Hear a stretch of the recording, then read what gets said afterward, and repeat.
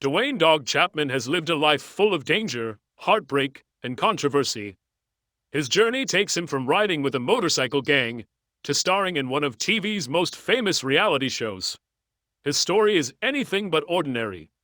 But what made the man who seemed unstoppable almost lose everything? Behind his sunglasses and bounty hunter fame lies a story with unexpected twists, hidden secrets, and a path no one could see coming. So, what truly happened to Dog the Bounty Hunter? Keep watching to find out. Duane Chapman's childhood was rough and shaped the man he would become. Born in Denver, Colorado, he grew up in a working-class family. His father, a Navy welder, turned bail bondsman, was strict and often abusive. His mother, a Sunday school teacher, tried to teach her children strong values. Looking back, Duane thought his childhood was normal at first.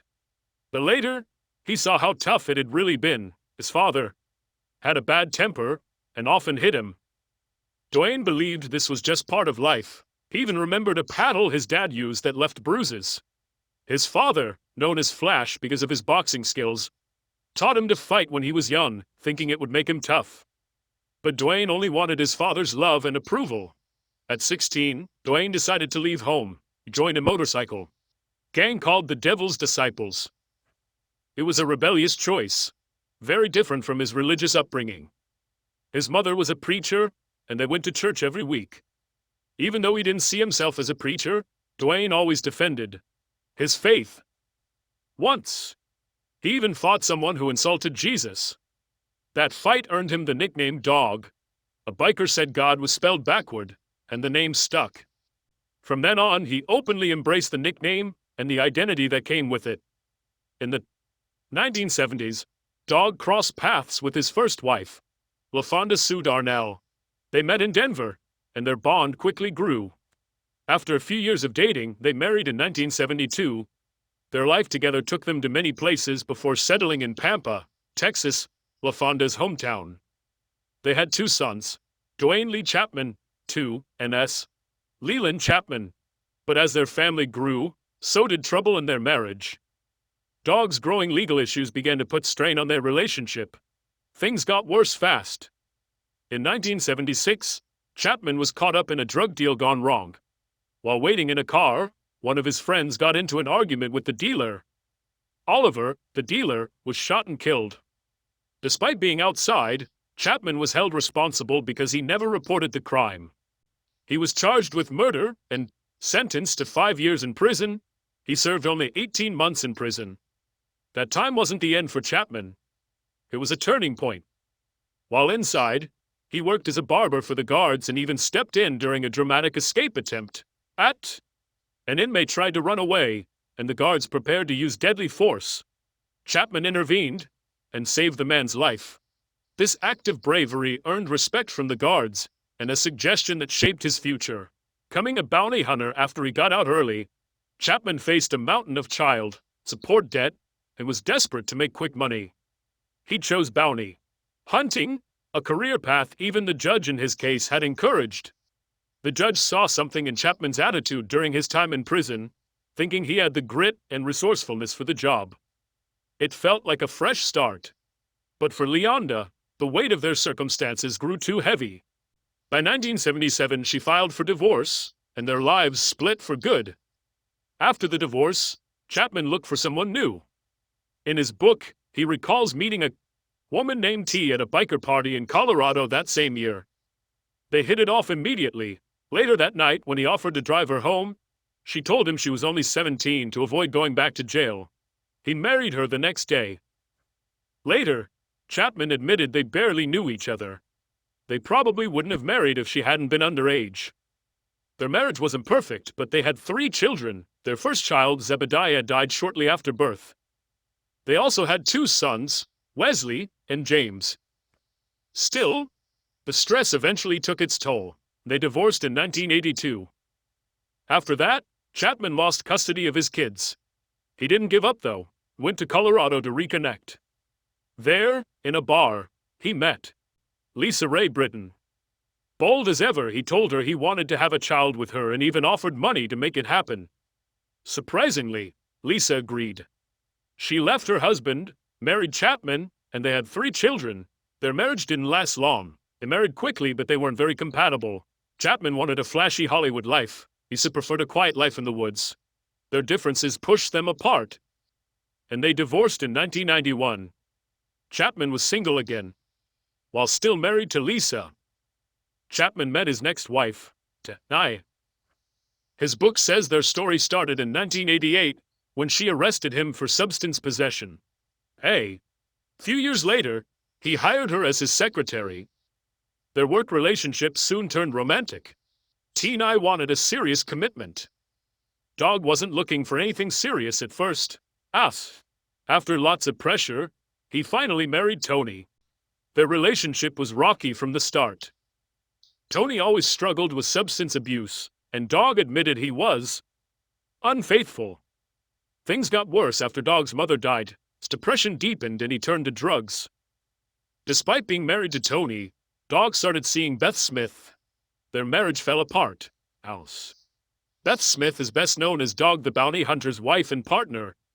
But their story began long before they became famous. They first met in 1988. Beth was on the run from the law at the time. She later said her trouble started when she was accused of stealing 2 lemons from a store. She was trying to make a call at a payphone when she stepped outside and was arrested. Beth also had an unlicensed gun and a bunch of unpaid traffic tickets. She needed to get out of jail. So she called Dog, who was working as a bail bondsman. Then he sent paperwork on a bus, leaving her behind bars for 12 hours. When Beth finally showed up at his office, she played it cool. But Dog saw through her. Beth later admitted she was smitten and desperate to be with him. The chemistry between them was clear. Still, their relationship faced many issues. Dog's marriages and his struggles with addiction created problems. Despite this, they stayed close. By 1997, Dog, his kids, and Beth moved in together. They later married and started a bail bond business called Duane Bail Bonds. Their big break came in 2003. They helped catch Andrew Luster, an heir to the Max Factor fortune. Luster was wanted for sexually assaulting women. Dog followed him to Mexico, but bounty hunting there was illegal. Dog was arrested at the border. He had to pay bail to get himself and his team out of jail. Ironically, Dog couldn't legally arrest anyone in the U.S. because he had a criminal record. A Florida bail bondsman's officer said his actions might even count as kidnapping. Still, the arrest made Dog famous. In 2004, Dog the Bounty Hunter started on A&E. Viewers loved following him. He watched as he chased down fugitives and faced dangerous situations. His wild mullet, big sunglasses, and loud personality became his signature look. Dog once said he chose his style to look tough. Beth often said their show wasn't just about catching criminals. It was also about helping people. Giving second chances, the show became a huge hit, but Dog's fiery temper that made him famous also caused problems. 2007, he faced backlash when a private phone call with his son was leaked. During the call, Dog used a racial slur and worried it could ruin his career if made public. The National Enquirer published the recording, leading to a swift response. The show was put on hold as an investigation started. Dog issued public apologies, admitting his words hurt and promising to improve. He went on CNN to express regret and vowed never to use the slur again. His genuine remorse convinced the network, and the show eventually returned. Dog's signature long blonde hair, sunglasses, and Beth's talent for catching fugitives in high heels made him a household name. The show became a cultural moment. Fans loved the family pep talks before each mission, and the show stayed popular for 8 years. But then Andy Chapman suddenly canceled it, surprising many. Despite strong ratings, Andy made the move. Family moved on to a new show, Dog and Beth on the Hunt, on CMT. It was a fresh start, but challenges soon appeared. The bail bond business that they loved faced big hurdles. The family had to hit pause on filming to fight for their work. After a short break, Dog and Beth were back on TV. Yet something much more personal happened. In 2017, Beth was diagnosed with throat cancer. She shared her diagnosis with fans in a heartfelt letter. she promised to fight with all her strength. After surgery to remove a tumor, there was hope. By November, Beth was cancer-free, and it looked like the worst was over. But it was only a pause. A year later, Beth had more surgery and got sad news. The cancer had come back. It spread to her lungs. Despite this, Beth refused to give up. In late 2018, she saw her fight as just another obstacle. She stayed strong and kept pushing forward. Sadly, Beth passed away on June 26, 2019. Duane shared that she had gone to heaven and was loved deeply. In her last moments, Beth didn't want to look at him. Dog believes she did that because she realized he was losing hope. To stay strong, he tried to keep her cheerful, always saying she'd be okay. But deep down, he wondered how people could say that when they knew the truth. The weight of her loss was almost too much to bear, and his grief was clear. In the end, Beth asked Dog to let her go. He found it hard to accept, unable to picture life without her. Before he could answer, she took her last breath. Beth's death hit Dog the bounty hunter harder than anyone expected. In an emotional interview with Dr. Oz, he opened up about that dark time, said he couldn't stop crying, and even thought about taking a handful of pills. Thankfully, he didn't go through with it. Still, it showed how deeply he was hurting. On top of his emotional pain, Dog was also facing serious money problems. He told the Toronto Star that Beth's medical bills and supporting their big family had drained his funds. He was close to losing his home because he couldn't keep up. With the mortgage, it was a tough time, and her loss only made everything feel heavier. Months after her passing, Dog started having chest pains and trouble breathing. At first, he ignored it, thinking his heartbreak was to blame. He said he thought his heart was just broken. But when the pain didn't go away, he finally decided to see a doctor. Like many men his age, Dog used to ignore health issues. Beth was always pushing him to take care of himself.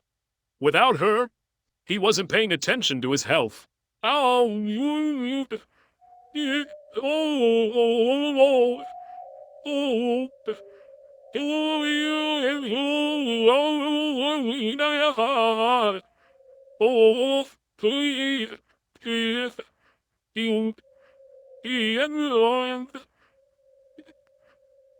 Dr. Oz convinced him to get some tests. They even filmed the process for a show, stressing how important it was to take health problems seriously. Dog admitted he had smoked heavily since he was 12. He smoked as many as 3.5 packs a day for over 40 years. Despite that, the doctors were surprised to find his heart was in good shape. The real problem was a blood clot in his lungs, called a pulmonary embolism. Dr. Oz explained how dangerous it was. The clot blocked blood from reaching his lungs and could have been deadly. Determined to make change, Dog quit smoking for good. He tried nicotine patches and started therapy to handle his emotional pain. With help from Dr. Oz and his team, he made key changes. After facing his troubles, Dog the Bounty Hunter got a new show called Dogs Most Wanted on WGN. He built a name for himself by capturing dangerous suspects. One of his most famous cases involved Leonard Trudeau Jr. Trudeau had a long record of crimes, including robbery and attacking police officers. He had been on the run for a while. Dog and his team were determined to find him and bring him in. The hunt lasted 12 tough days. They tracked True across southern Colorado, determined not to lose him. As the team moved in, they sent a clear message. True's time was up. When they finally caught him, the arrest was chaotic. He didn't go easily. Now, there was a struggle, and True got a bloody head. Despite shouting insults, Dog and his team stood firm, jokingly calling themselves God's gangsters. That day wasn't only about True. They also managed to arrest for others, considering it a big win. The dramatic events were later shown in an episode of Dogs Most Wanted, filmed just months after Beth's death. It was an emotional chapter. For the team, the life for Dog took unexpected turns after Beth died.